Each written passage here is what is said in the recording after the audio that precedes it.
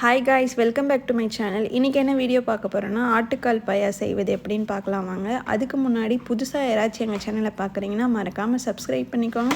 பக்கத்தில் இருக்க பெல் ஐக்கானை கிளிக் பண்ணிக்கோங்க. வாங்க வீடியோக்குள்ளே போகலாம். ஆட்டுக்கால் நல்லா வாஷ் பண்ணி குக்கரில் ஆட் பண்ணிக்கோங்க. ஆட்டுக்கால் வேகிற அளவுக்கு தண்ணி ஆட் பண்ணிவிட்டு சால்ட் ஆட் பண்ணிக்கோங்க. தென் ஆட்டுக்கால் பாயா செய்யும் போது மொச்சை சேர்த்து செஞ்சால் தான் எனக்கு பிடிக்கும். உங்கள் யாருக்கெல்லாம் மொச்சை சேர்த்து செஞ்சால் பிடிக்கும்னு கமெண்ட் பாக்ஸில் கமெண்ட் பண்ணுங்கள். தென் ப்ரெஷர் குக்கரில் விசில் போட்டாச்சு. சைட் பை சைடு ஒரு கடாய் வச்சுக்கோங்க. அதில் ஆயில் ஆட் பண்ணிக்கோங்க. கடுகு ஆட் பண்ணிக்கோங்க. கடுகு நல்லா பொரிஞ்சதும் பாதி ஆனியன் பாதி டொமேட்டோ ஆட் பண்ணி வதக்கி ஒரு பிளேட்டில் எடுத்து வச்சுக்கோங்க.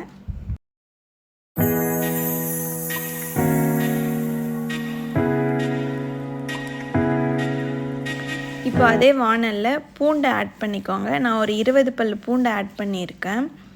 1/2 டேபிள் ஸ்பூன் மிளகு ஆட் பண்ணிக்கோங்க. ரெண்டுத்தையும் நல்லா ஃப்ரை பண்ணி எடுத்துக்கோங்க.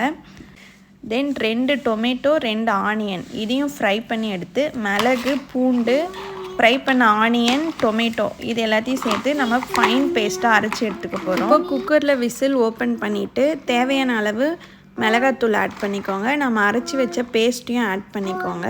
ஆட் பண்ணிவிட்டு நல்லா மிக்ஸ் பண்ணிக்கோங்க. தென் நம்ம ஃப்ரை பண்ணி வச்ச கடுகு போட்டு ஃப்ரை பண்ணோம்ல அதையும் ஆட் பண்ணிக்கோங்க. தென் கொத்தமல்லி போட்டு இறக்குனா நம்ம சுவையான ஆட்டுக்கால் பாயா ரெடி.